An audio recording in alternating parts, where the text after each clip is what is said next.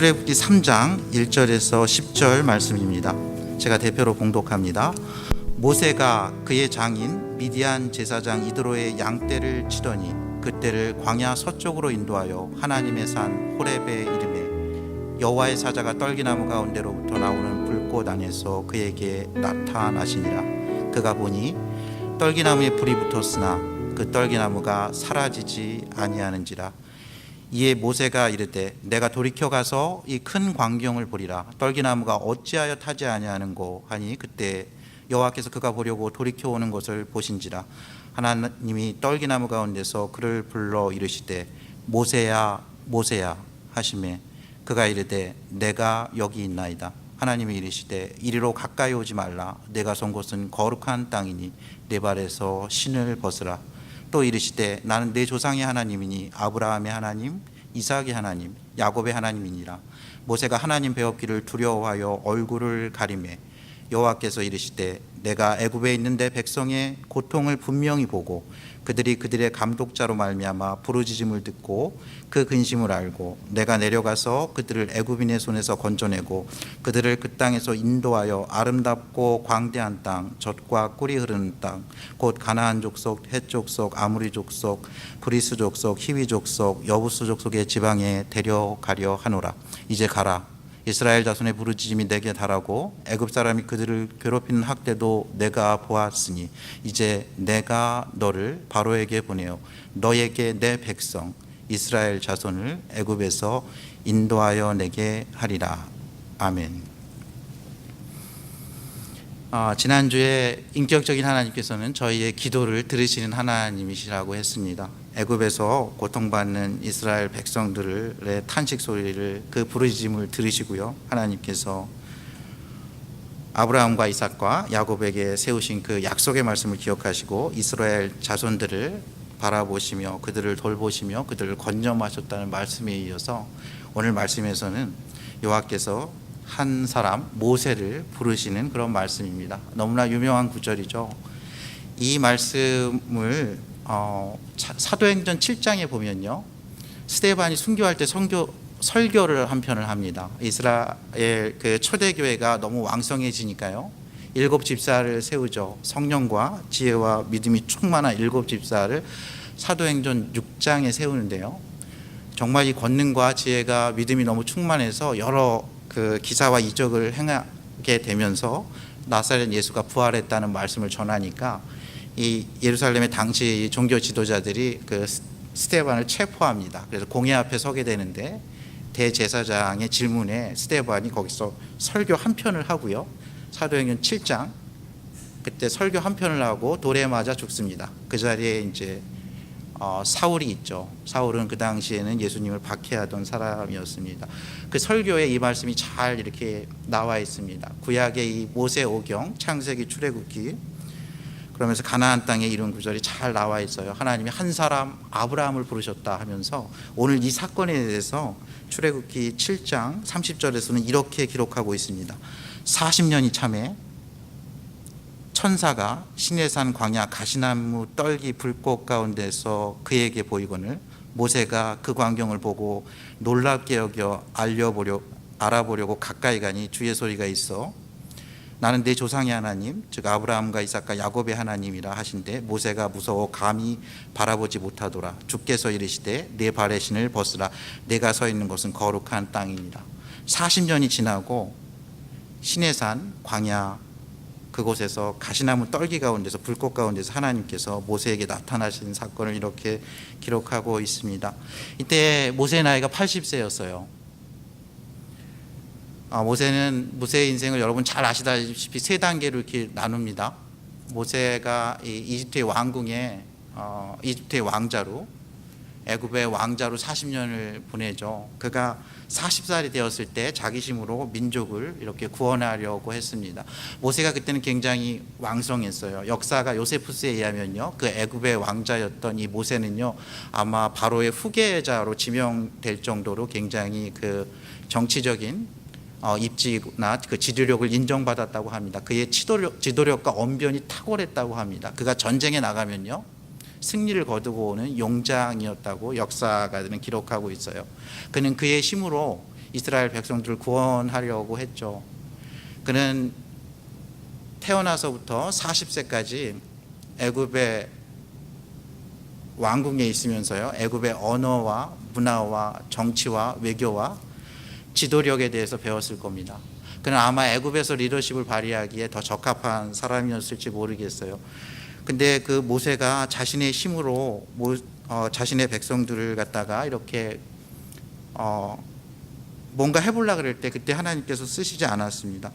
사도행전 7장 스데반의 설교에서는 이렇게 모세의 40세를 이렇게 기록합니다. 모세가 애굽 사람의 모든 지혜를 배워 그의 말과 하는 일들이 능하더라. 나이가 40이 되매 그 형제 이스라엘 자손을 돌볼 생각이 나더니 한 사람이 원통한 일 당함을 보고 보호하여 압제받는 자를 위하여 원수를 갚아 애굽 사람을 쳐 죽이니라. 그는 그의 형제들이 하나님께서 자기의 손을 통하여 구원해 주시는 것을 깨달으리라고 생각하였으나 그들이 깨닫지 못하였더라.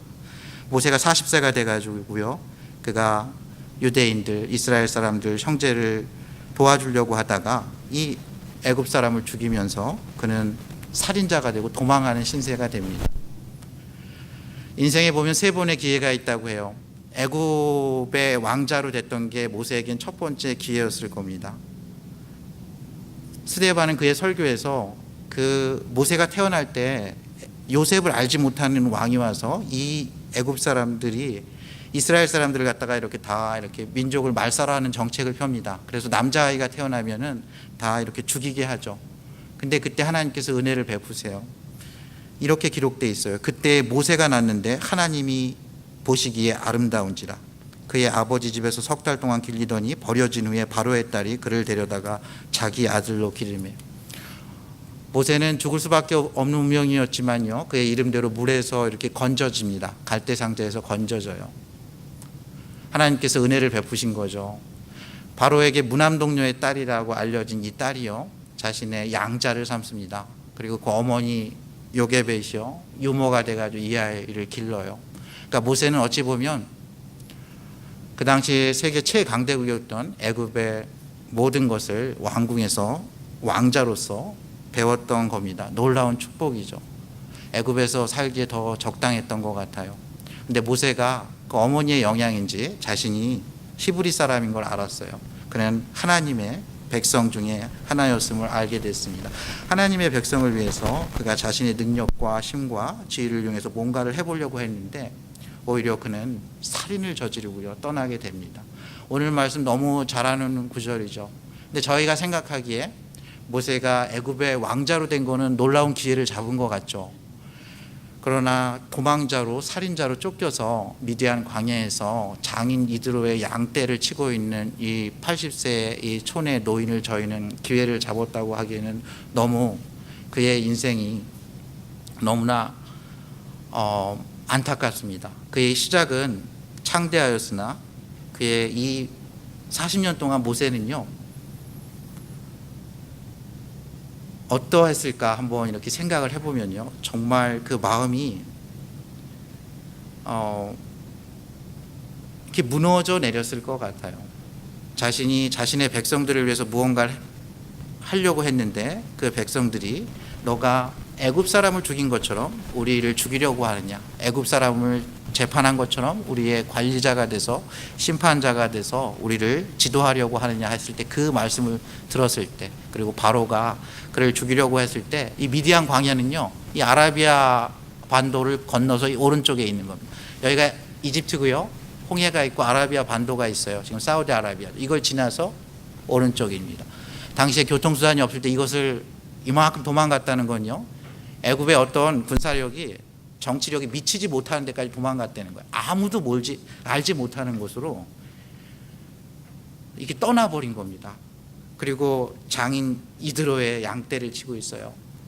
하나님의 사람들이 다 고생은 좀 하지만 다 이렇게 열심히 일해가지고 이렇게 부를 이룹니다. 야곱도 외삼촌 라반의 집에서 고생을 하지만요, 그가 큰 이렇게 재산을, 일가를 이루는 걸 볼 수 있어요. 아브라함도 가나안 때문에 애굽에도 내려가기도 하고 자신의 아내를 누이라고 속이기도 하고 이런 여러 가지 이런 결함이 있지만 하나님께서 축복하셔가지고요, 그가 큰 재산을 이룹니다. 이삭도 그가 파는 우물마다 물이 솟는 그런 축복을 누려요. 어떤 해에는 이삭이 곡식을 심었더니 100배의 열매를 거뒀다고 합니다. 보통 밀 한 말을 심으면요, 한 20말 정도를 거둔다고 합니다.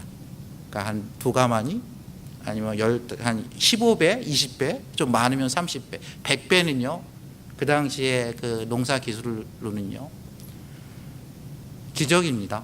하나님의 은혜예요. 다른 사람들이 감히 넘보지 못한 그런 축복을 받았다는 거예요. 근데 이 모세는요, 40년 동안 광야의 양치기였는데 여전히 장인 이도로의 양떼를 치고 있습니다. 하나님께서 하나님의 형상을, 인간들에게 주신 형상 중에서 굉장히 이렇게 여러 가지 이런 형상을 주셨어요. 우리에게 사랑의 마음도 주시고, 지혜의 마음도 주시고, 긍휼의 마음도 주시고, 정의의 마음도 주셨는데, 가장 그 동물들하고 좀 다른 게 있다면요, 그건 전도서 3장에 있는데요, 영원을 사모하는 마음입니다. 영원을 사모하는 마음이에요. 하나님께서 모든 일을 때를 따라서 이렇게 주셨어요. 전도서 3장 11절에 보면 하나님이 모든 것을 지으시되 때를 따라 아름답게 하셨고, 또 사람들에게는 영원을 사모하는 마음을 주셨느니라. 하나님께서 영원을 사모하는 마음을 주셨어요. 모세는 아마 그랬을 거예요. 아, 내 인생이 이렇게 끝나는구나. 내가 젊어서 너무 조급했던 것, 나의 힘으로 뭔가를 해보려고 했던 그것 때문에 이곳에 쫓겨서 내 인생은 이렇게 마감이 되는구나 생각을 하고 있었을 것 같아요. 근데 어느 날 그가 멀리 시내산, 호렙산이라고 하는 이 하나님의 산에 한 기슭에서 한 떨기나무를 봅니다. 근데 이 떨기나무가 불꽃이 타는데 이게 꺼지지가 않는 거예요. 여러분들, 저희는 이제 이 아라비아 산맥을 잘 모르지만 이 떨기나무는 그냥 영어에는 관목이라고, 보시라고 번역이 되어 있는데 원래는 가시나무라고 봅니다. 정말 많은 나무, 아주 흔한 나무예요. 그래서 뭐 이렇게 관상용으로 쓰지도 않고 유실수도 아니고 그냥 이렇게 쓸모없는 나무이기 때문에 그냥 광야에 이렇게 널브러져 있는 나무예요. 이렇게 모양이 괜찮으면 집에 이렇게 정원에 잘 놓고 쓸 수도 있고요. 올리브 나무나 무화과 나무나 포도나무처럼 그 열매가 유익하면 이렇게 잘 키울 수도 있지만 그런 나무가 아니고 그냥 이렇게 아주 흔한 나무고, 너무 이 사막의 볕이 뜨겁다 보니까 번개에 맞기도 하고, 또 어떤 일 때문에 갑자기 이렇게 불이 붙었다가 확 타버리고 그냥 이렇게 까맣게 재로 변하는 그런 흔한 나무입니다. 모세는 이 광경을 많이 봤을 거예요. 근데 오늘은 좀 특이합니다. 이 떨기나무 가운데서 불꽃이 붙었는데 이게 불꽃이 꺼지지 않는 거예요. 저와 여러분의 인생에서 이게 내가 알기로는, 내 상식으로는 이건 이때쯤 꺼져야 되는데, 이건 이렇게 사라져야 되는데, 이거는 내가 알기로는 이런데, 이건 처음 있는 일이 아니야. 과거에도 있었고 몇 해 전에도 있었고 지금도 있고 그건 이 일이야 할 때 저희가 느끼는 그런 일이에요. 떨기나무에 불이 붙었네, 이제 사라지겠거니 하는데, 그가 보니 떨기나무에 불이 붙었으나 그 떨기나무가 사라지지가 않아요. 계속 불이 타고 있는 겁니다. 모세는 이 떨기나무를 보면서 먼저 자신의 인생을 생각했을 것 같아요. 내가 불타오르려 했으나 그냥 이렇게 불이 붙고 그냥 내 인생이 이렇게 사라지는구나. 저는 그렇게 생각했다고 생각합니다. 모세는 이 불꽃을 보면서 자신이 40년 전에 자신의 힘과 능력으로 도움을 주고자 했던, 구원하고자 했던 자신의 백성, 이스라엘 백성들을 생각했을 거라고 생각해요. 그들이 그곳에서 벽돌을 이기고 짚을 이기고 농사를 지면서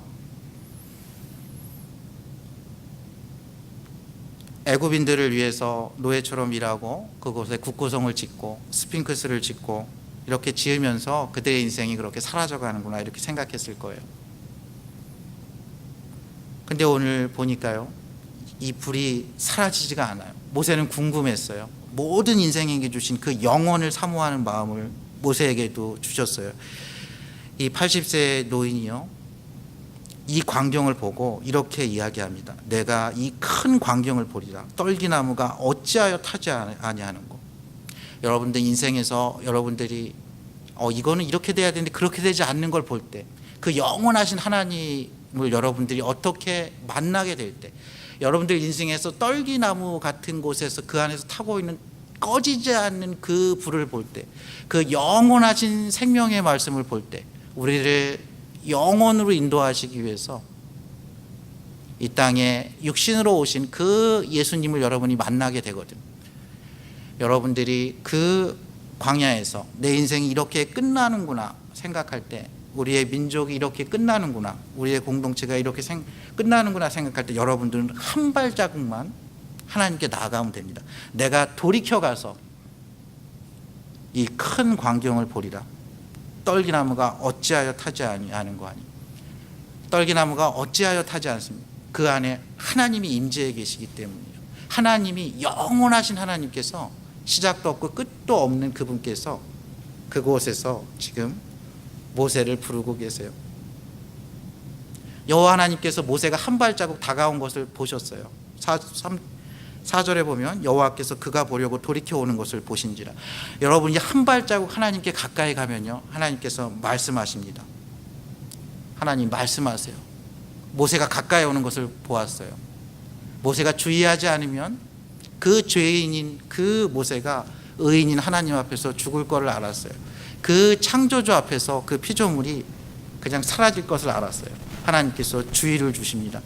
모세야 모세야 이렇게 얘기해요. 모세를 이렇게 부르세요. 모세가 내가 여기 있나이다 이렇게 이야기합니다. 하나님이 이렇게 말씀하세요. 더 가까이 오지 마라. 내가 선 곳은 거룩한 곳이니 내 발에서 신을 벗으라고 이야기합니다. 신을 벗는 거는요, 경이감의 표현이에요. 이 고대 근동도 저희 한국처럼 그 동양 문화권이죠. 그곳에서는 신발을 벗는 게 예의의 표현입니다. 저희는 누구를 문상 가서 신발을 벗습니다. 저희는 윗 어른들께 세배를 할 때 신발을 벗어요. 예의의 표현이에요. 자신보다 높은 권위에 대한 예의를 모세는 표현하고 있습니다. 동시에 고대 근동에서는요, 노예들은 신발을 신기지 않았습니다. 주인이 시키는 대로만 하는 거예요. 모세는 자신의 일정이 있었을 거예요. 오늘 내가 장인 이드로의 양떼를 어떻게 쳐야 되느냐, 자신의 어떤 어젠더가 있었을 거예요. 자신의 뜻과 생각과 의지가 있었을 거예요. 언제쯤 식사를 하고 뭘 하고 이렇게 진행돼야 되는 자기만의 그런 일정이 있었어요. 근데 그의 일정 가운데 떨기나무가 타지 않는 그 사건으로 인해서 모세는 지금 자신의 일정이 내려지고 있습니다. 그때 하나님께서 그렇게 이야기하는 거예요. 내 발에서 신을 버리라. 신을 벗으라. 저희가 일상의 어떤 현장이든지요, 하나님이 임재하신 그곳이 거룩한 곳입니다. 하나님은 예배당에 계시지 않아요. 하나님은 예루살렘 성전에 계시지 않아요. 이 모든 우주도요, 모든 은하계도요, 모든 태양계도, 저희가 살고 있는 이 지구도, 이 휴스턴 텍사스도 하나님께는 한 대양의 한 물방울보다 못하다고 이사야 선지자는 이야기했습니다. 하나님은 그런 공간에 제한받지 않으십니다. 하나님은 그 모든 것을 말씀으로 창조하신 분이에요. 하나님은 모든 것이 있기 전에 있었고 모든 것이 사라지기 전에도 있을 분이십니다. 그는 스스로 있는 자예요. 그는 다만 우리를 너무나 사랑해서, 우리가 광야에서 그렇게 사라지는 인생을 불쌍히 여기서 저희에게 때로는 나타나셔서 떨기나무에 꺼지지 않는 불로 저희에게 말씀하십니다. 저희가 한 발자국만 그 영원하신 하나님의 말씀, 그 은혜의 보좌 앞에 그 아들의 이름으로 나아가기만 하면요, 하나님께서 여러분의 이름을 부르세요. 모세야 모세야. 그때 우리는 이렇게 얘기해야 합니다. 내가 여기 있나이다. 주여 말씀하소서. 하나님이 지금 말씀하고 있어요. 내가 애굽의 모든 이스라엘 백성들의 신음소리를 듣고 보았다. 내가 그들을 인도해서 적과 꿀이 흐르는 땅, 이미 가나안 7 족속이 살고 있지만 그 땅으로 인도하여 드리리라. 그리고 내가 너를 그 인도자로 보낸다고 말씀하고 있습니다. 모세는요, 출애굽의 지도자였습니다. 광야의 지도자였어요. 하나님께서는 모세를 80세에 부르셨어요. 이 이후에 모세가 자신은 말을 잘 못하는 사람이라 그래요. 너무 잘못 사람을 뽑았다고 얘기해요. 모세는 너무 지쳐 있었던 거예요.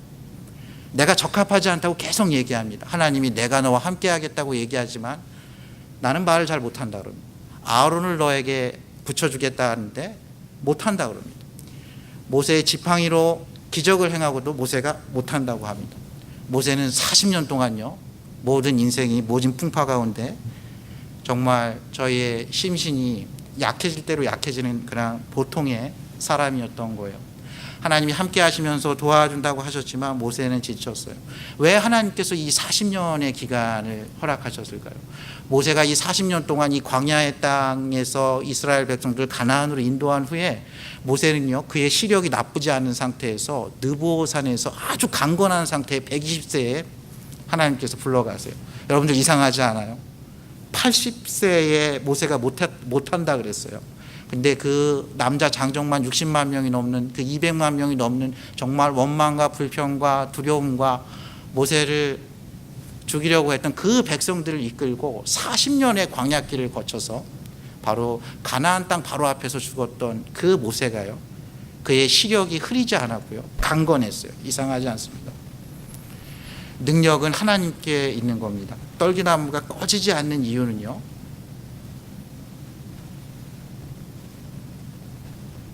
그 안에 영원하신 하나님께서 모든 에너지와 능력의 창조의 재창조의 근원이신 하나님께서 그 안에 있기 때문입니다. 여러분들, 모세에게 그러면 왜 40년이 필요했을까요? 모세는 일단 출애굽의 지도자이기 때문에 바로한테 가서 바로하고 이야기할 수 있었어야 됐어요. 내 백성을 내어놓으라. 바로의 왕궁에, 이집트의 그 왕궁에 출입하는 절차나 그런 걸 다 알아야 됐어요. 그는 40년 동안 그곳에서 그것을 배웠던 거죠.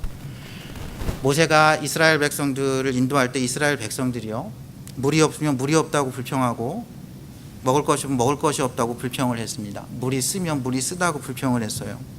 전쟁이 나면 우리가 다시 애굽에서 매장지가 없어서 우리를 이곳에 매장하려고 이곳에 불러왔냐고 이렇게 했던 사람들이에요.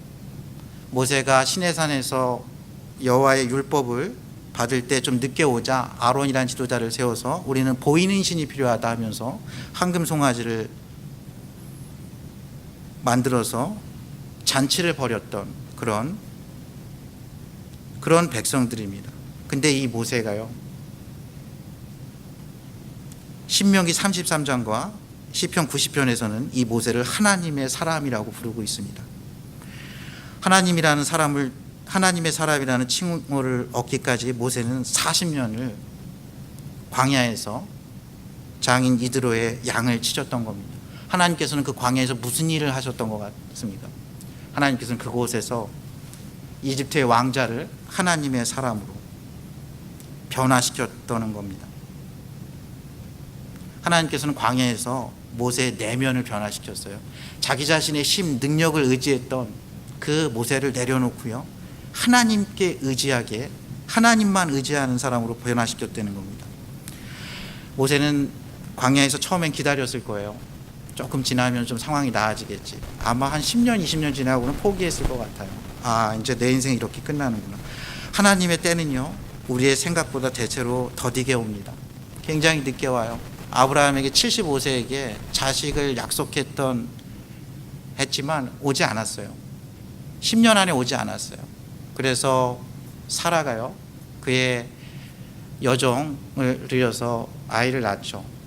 그게 이스마엘입니다. 지금도 이스마엘의 후예와 이삭의 후예가 세계 곳곳에서 충돌하고 있습니다. 우리의 조급함은 때로는 우리가 하나님의 때를 기다리지 못하게 합니다. 모세는요, 자신의 힘으로 뭘 할 수 있을 정도로 굉장히 강했어요. 그렇지만 그가 실제로 한 거는 애굽 사람 한 사람 때려잡은 거죠. 근데 민수기 12장에 모세의 성품에 대해서 이렇게 묘사한 구절이 있는데요, 모세가 이 광야 생활을 지나고 이 사람 모세는 온유함이 지면의 모든 사람보다 승하다고 얘기합니다. 광야의 기다림을 통해서, 인내를 통해서 모세에게 나타난 성품이 온유입니다. 광야에서는요, 하나님의 음성이 크게 들려요. C.S. 루이스는 그렇게 얘기했습니다. 사람에게는 어떤 습성이 있는데 그 습관은 뭐냐면, 우리에게 어떤 큰일, 어려움이 닥치기 전에는 우리는 하나님의 음성에 기울이지 않는 그런 경향이 있다고 합니다. 죄의 습성입니다. 아담과 하와가 모든 것이 풍족한 그곳에서 하나님께서 단 하나 금지한 그것에 귀를 기울이지 않은 것과 같습니다. 저희에게 모세에게 해당되는 그런 인생의 광야는 있지 않아요. 저희 내면의 어려움이고 외면의 도전이고 관계의 어려움이고 가족의 어려움이고 공동체의 어려움일 것입니다. 그때 저희는 하나님을 의지해야 돼요. 하나님의 음성을 들어야 합니다. 광야에 들어가면요, 하나님의 음성이 크게 들립니다. 그곳에서 주여 내가 여기 있나이다 이렇게 이야기해야 합니다. 새벽에 하나님이 도우시는 그 기도의 현장에 나아가야 합니다. 기도의 현장은요, 하나님께서 우리에게 말씀으로 말씀하시고 우리의 소원과 간구, 모든 염려들을 하나님 앞에 내려놓는 자리입니다. 하나님께 우리의 소원과 간구를 아뢰는 자리예요. 동시에 하나님께서 동시에 말씀하세요. 내가 너를 향하신 뜻이 있다 하면서 저희는 하나님의 뜻에 저희의 뜻과 생각을 조율하는 자리가 기도의 자리입니다. 하나님은 자기 자신 안의 능력을 지나치게 신뢰했던 모세를 40세에 부르지 않았어요. 하나님은 하나님의 능력을 신뢰할 때까지 모세를 낮추셨습니다. 모세를 기다리게 하셨어요. 그가 원망 불평하는 백성들을 위해서 중보 기도를 여러 번 합니다. 이 백성들을 멸망하지 말라고 기도를 많이 해요. 자신의 힘으로 40대에 애굽 사람 한 사람을 때려잡은 그 모세가요, 자신을 원망하고 자신을 때려 죽이려고 하는 그의 백성들을 중보하는 모세로 바뀌었어요. 온유함은요, 자연스러운 성품이 아닙니다. 성령의 열매 중에 하나예요. 광야에서는 성령 하나님께서 아주 친근히 말씀하세요. 광야에서는 하나님의 말씀이 크게 들립니다. 시편 기자는 그래서 그 광야가, 그 고난당하는 것이 오히려 유익하다고 했습니다. 이로써 우리가 주의 말씀을 배우게 되기 때문입니다. 모세는 그 광야에서요, 장인 이드로의 양을 치면서요, 양 한 마리 한 마리의 중요함을 알게 됐을 거예요. 얼마가 없으니까요.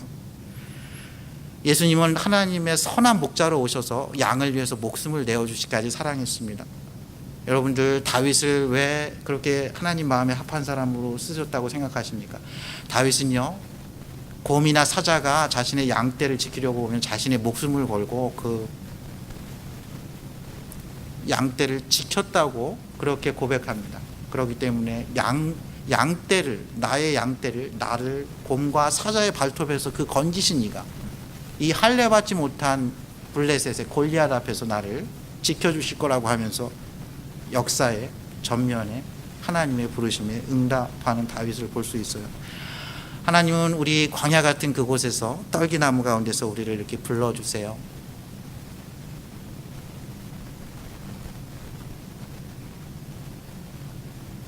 모세는 사람의 생명을 그렇게 귀중하게 여기지 않았던 것 같아요. 애굽 사람을 그렇게 때려 죽이지 않습니까? 그러나 모세의 나중에 중보 기도는요, 모세가 이렇게 기도합니다. 내가 혹시 하나님의 사랑에서 끊어질지라도 나의 백성을 구원해 달라고 이야기합니다. 사람의 생명에 대해서, 영원한 생명에 대해서 소망하는 것으로 바뀝니다. 광야는 짜증나는 곳이죠. 광야는 혼돈입니다. 나 자신이 부서지는 곳이에요. 실패하는 곳이죠. 자아 상실의 위기까지 통과해야 하는 곳입니다. 그러나 하나님은 그곳에서 이집트의 왕자를 하나님의 사람으로 부르시고요, 그곳에서 고난을 겪은 그의 백성들을 위로하시며 그 영원한 하늘나라로 인도하는 출애굽의 지도자, 동시에 광야의 지도자로 준비시키셨습니다. 애굽에서 40년으로 출애굽의 절차의 지도자로 삼으셨고요, 광야에서 40년을 양을 치면서 40년 동안 그의 백성들을 인도합니다. 하나님 나라의 역사는요, 기도의 역사입니다. 여러분들이 하나님의 그 영원하신 하나님 말씀 앞에서 내가 여기 있나이다 라고 말씀할 때, 그때 하나님이 말씀하세요. 하나님의 역사는 성령의 역사입니다. 성령 하나님께서 그런 사람을 찾고 계십니다. 오늘 말씀을 맺고자 합니다. 하나님께서는요, 우리의 일상의 삶의 현장 가운데 나타나십니다. 우리에게 물리적인 그런 모세에게 있었던 광야는 없습니다. 다만 내면의 고통과 인생의 큰 무게와 어려운 환경과 도전적인 내일이 기다리고 있을 뿐입니다. 하나님은 우리에게 은혜의 보좌를 베푸셨어요. 그 은혜의 보좌 앞에 저희가 담대히 나아가기만 하면 그 영원하신 하나님께서, 그 능력과 사랑이 풍성하신 하나님께서 우리에게 말씀하십니다. 그리고 우리의 기도에 귀를 기울이세요. 내 뜻과 내 생각을 내려놓으면 나의 내려놓은 그곳에 하나님의 능력이 임합니다. 제가 이번 주부터 믿음의 기도에 대해 설교하면서 이렇게 한 책을 보면서 그 책에 이런 말씀이 있더라고요. 가장 연약한 성도가 무릎 꿇는 모습을 볼 때 사탄은 가장 두려워 떤다. 가장 연약한 성도는요, 자신이 할 수 없기 때문에 하나님의 능력과 하나님의 뜻만 구할 겁니다. 그것은 사단을 능가하고도 남습니다. 모세가 40세 때 자신의 힘과 능력으로 할 때 하나님께서 그를 부르지 않으셨어요.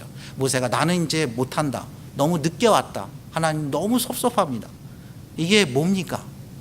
시작은 이집트의 왕자인데 이게 뭡니까 할 때, 그때 그 거룩한 땅 앞에서 모세야 모세야 불렀을 때 내가 여기 있나이다 하면서 그 신발을 벗고 무릎을 꿇은 그 모세를 사단은 가장 떱니다.